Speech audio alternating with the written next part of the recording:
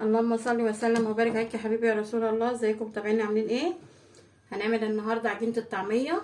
الفول ده غسلته ونقعته في الميه قد 8 ساعات او 6 ساعات. في ناس بتبله 12 ساعه، بس انا شايفه ان كتر البل بيخلي الحبايه تشرب، حبايه الفول تشرب ميه زياده عن اللزوم، فبتخلي العجينه بايشه معانا. فانت بيديه قد 8 ساعات الحبايه بتقطم معايا اهي زي ما حضراتكم شايفين. تجيب الحبايه الصغيره دي، هي زايده في البلل، ومعايا كرات وعود صغير كزبره، لا بنحط لا بقدونس ولا شبت ولا اي حاجه خالص، وبصلايه صغننه كده، و3 فصوص توم. هنشتغل دلوقتي في الكبه. متحطيش بقدونس ولا تحطي شبت، هنحط كده نص الكميه معانا.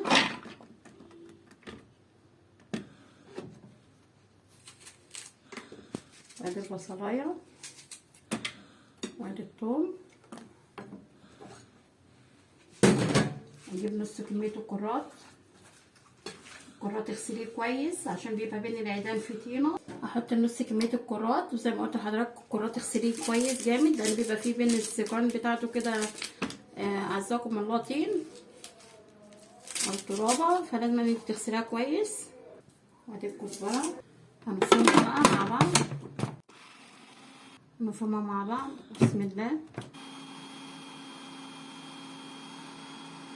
ننزل كده اللي على جناب الكبه. لو لقيتي كبتك مش شغاله معاكي وعايزه بق ميه، حاجه صغيره خالص، ما تكتريش الميه، تحطي حاجه بسيطه بس. احنا بنفرمها من غير اي توابل، من غير اي حاجه، مش هنحط لها اي توابل دلوقتي. ادي العجينه بعد ما فرمتها. خليكم معايا عشان اقول لكم على سر من اسرار المحلات. كملوا معايا الفيديو للاخر هتشوفوا احلى عجينه طعميه،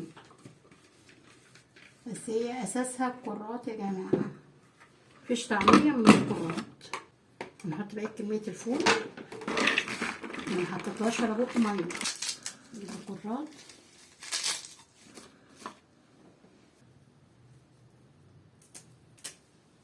ادي بقيه الكزبره، واكملها ضرب وارجع لكم تاني.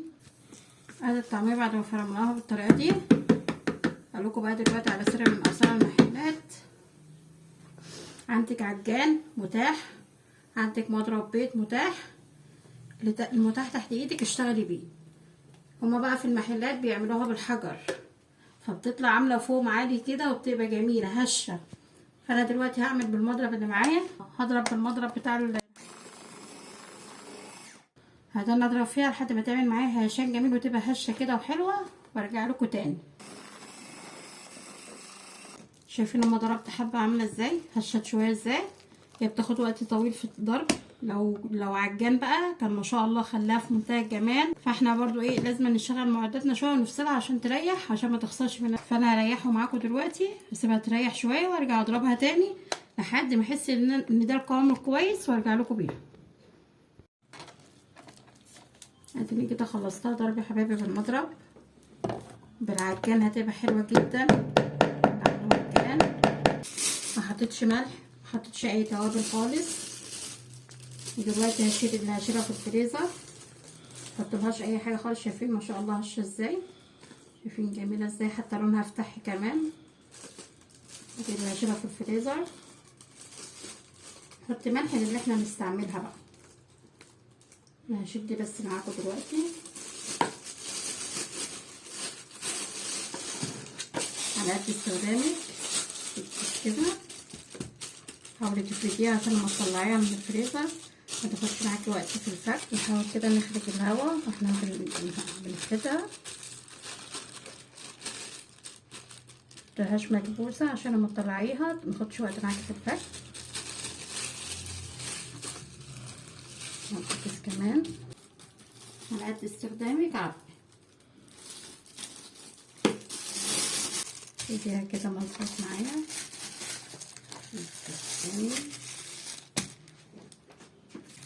زي ما حضراتكم شايفين شفت ما شاء الله 4 اكياس اهوت، لفطار لسحور، لفطار في الايام العاديه بدل ما نشتريها من بره. ودي بقى اللي انا هقليها معاكم بقى دلوقتي. دي بقى هحط لها ملح واحط لها شويه كزبره كده مطحونين. شايفين ما شاء الله عملتها ازاي، ما فيهاش ميه خالص عشان ما تفكش معانا في القليه دي اللي انا هقليها معاكم دلوقتي يا حبايبي. هحط لها بقى نص معلقه ملح وربع معلقه كزبره مطحونه، سنه كمون، حاجه بسيطه يعني لا تذكر. واحط بقى ايه نص معلقه كده بيكنج باودر عشان يخليها هشه معايا وحلوه. لو محطناش كربوناتو نقلبهم مع بعض كده. هي اصلا ما شاء الله هشه، مش محتاجه اقول لها بيكنج باودر. نقلبها كده نطلع ريحتها جميله. الملح والحاجات دي ساعه القليه ساعه الاستخدام، انما اللي انا شايلاها في الفريزر مش حاطه عليها ملح، مش حاطه عليها اي حاجه. يوم ما تطلعيها حطيها في طبق على رف التلاجة يفك، وروحي مطلعاها الصبح، يعني هطلعها من بالليل في طبق على رف التلاجة تفك، وصباح الصبح بقى اديها ضربه برده بالمضرب كده هترجع هشه معاكي تاني. واحط لها بقى توابلك وحاجتك اللي تشتغلي بيها. انا دلوقتي هعمل الطعميه دي بحشوه يعني جميله جدا. معايا بصلايه وطماطمايه، معايا زيت على النار سخن، واحط فيه البصلايه هقطعها بس كده 4/4، والطماطمايه بس بحالها. وعلى النار بقى هنزل بقى بالبصله كده، الزيت سخن والطماطمايه، نقلب بصل كده بالطماطمه. الحشوه دي في منتهى الجمال، بتبقى ريحتها جميله في الطعميه. اتمنى ان انتوا تجربوها هتعجبكم.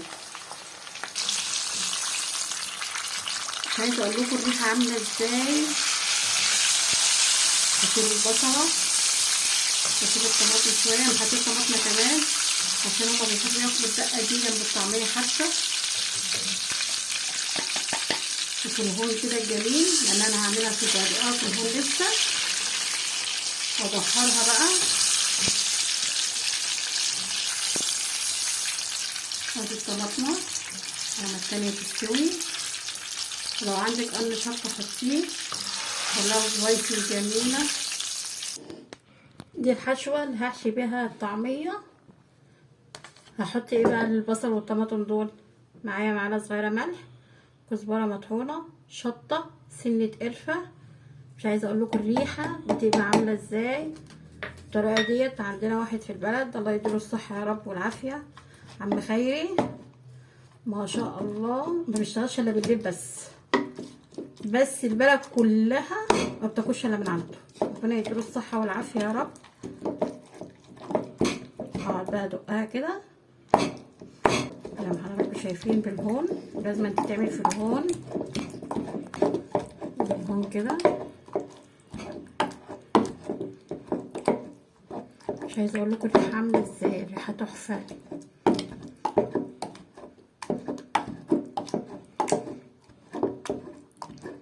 ريحه جميله في منتهى الجمال. البصله كده مع الطماطم مع القرفه تخليها ريحه في منتهى الجمال. ولو كان عندك قرن شطه بقى كنت تقليه واعملي معاهم حاجه كده روعه. كده خلصت معانا. هنروح بقى نشتغل في الطعميه. معايا كده الخلطه اللي انا عملتها هحشي بيها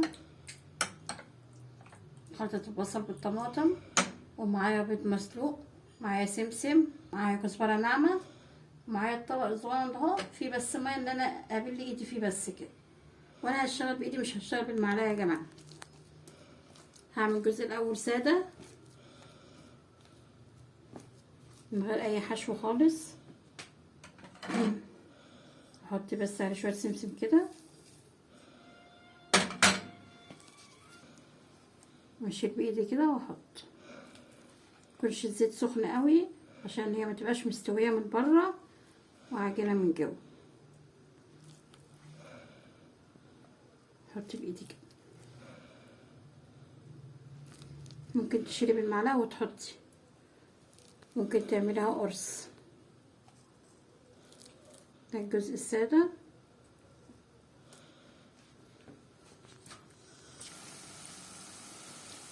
شايفين يا حبايبي لونها عامل ازاي، والحمد لله متماسكه ما فكتش في الطاسه اما نزلت. اللون الخضري الجميل ده من الكرات. ممكن تقلليه عن كده لو انت ما بتحبوش كتير.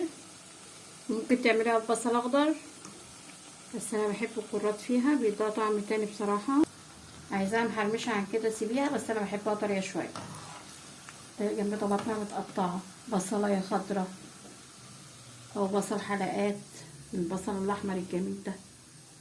تاكلي بألف هنا وشفا. طلعها على طبق كده في من المطبخ عشان يمتص الزيوت اللي فيها. بقى معاه كله بالبيض. هكون بلا ايدي كده ميه تنسيم خفيف، واحط البضايه كده وانزل كده بالطعميه، اعملها كده بالكزبره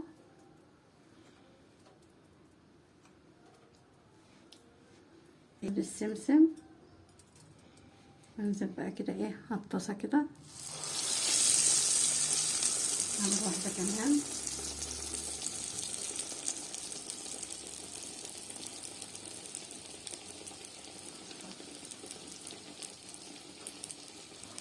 احط سمسم كده، الناحيه التانيه كزبره على الطاسه.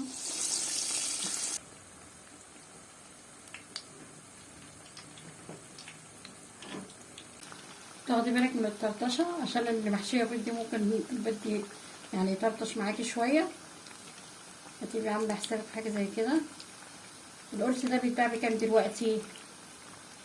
لما احنا عملناه ببيتنا اوفر وانضف كتير من اللي بره. هو سبحان الله ربنا بيبقى حال الحاجه اللي بره عشان خاطر الناس اللي فاتحه محلات واللي كده ما شاء الله، ربنا يرزقهم ويبقى سوقهم ماشي، فربنا يرزق امته كلها يا رب. دي خلصت معايا اهي، هشيلها على منديل كده تصفي الزيت بتاعها. هنقسم ايدي بسيط كده، واخد عجينة الطعمية، واخد من الحشوة الجميلة دي احط جواها،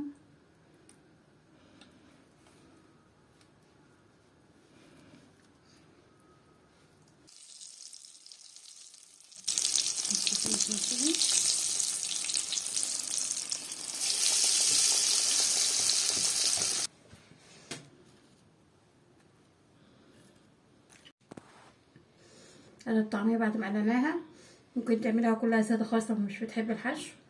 دي اللي محشية الخلطة اللي احنا عملناها ما شاء الله جميلة وريحتها جميلة، واللي بالبيض